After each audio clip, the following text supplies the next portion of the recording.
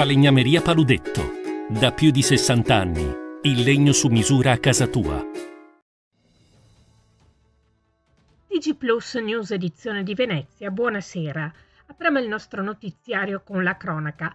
A Venezia la sperimentazione del contributo di accesso per turisti giornalieri partirà dalla primavera del 2024.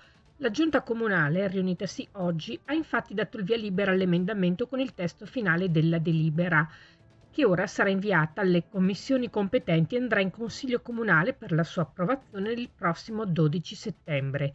In linea generale il contributo sarà richiesto ai visitatori giornalieri, come detto. Inoltre tutti i residenti in Veneto non pagheranno alcun contributo, ma avranno l'obbligo di prenotarsi sul portale apposito. Ulteriori dettagli nel nostro sito notizieplus.it. Cambiamo argomento. La Polizia di Stato di Venezia, per mezzo di un equipaggio delle volanti lagunari della Questura di Venezia, in ausilio a un equipaggio della Guardia Costiera, ha effettuato l'inseguimento di un catamarano che non si era fermato alle intimazioni dell'ALT imposto per evidente navigazione pericolosa. L'uomo a bordo veniva identificato e dimostrava da subito evidenti sintomatologie di alterazione da alcol, in quanto manifestava difficoltà a camminare e a parlare, pronunciando frasi senza senso. Dovrà pagare complessivamente oltre 5.000 euro di sanzione amministrativa. E sempre la Polizia di Stato di Venezia, grazie all'intervento della Polizia di Frontiera di Venezia, alle prime luci dell'alba dello scorso 30 agosto ha emesso un provvedimento di divieto di accesso all'infrastruttura dell'aerostazione dell'aeroporto Marco Polo di Tessera a carico di un cittadino straniero presente sul territorio nazionale senza fissa dimora.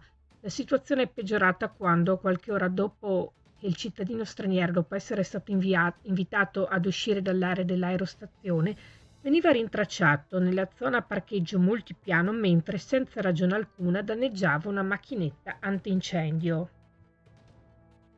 Voltiamo decisamente pagina. Sporcarsi le mani con la terra, seminare una pianta, attendere e scoprire come prende vita un orto.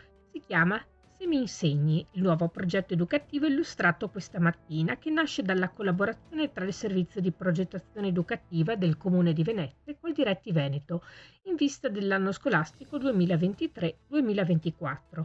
La finalità del progetto è quella di sostenere l'educazione civica, ambientale e alimentare, puntando a mantenere aperta e significativa la riflessione educativa sull'importanza che rivestono il contatto con la natura, l'utilizzo dei 5 sensi e l'educazione al rispetto e alla tutela dell'ambiente. Si chiude qui il nostro notiziario. Grazie per essere stati con noi. Arrivederci.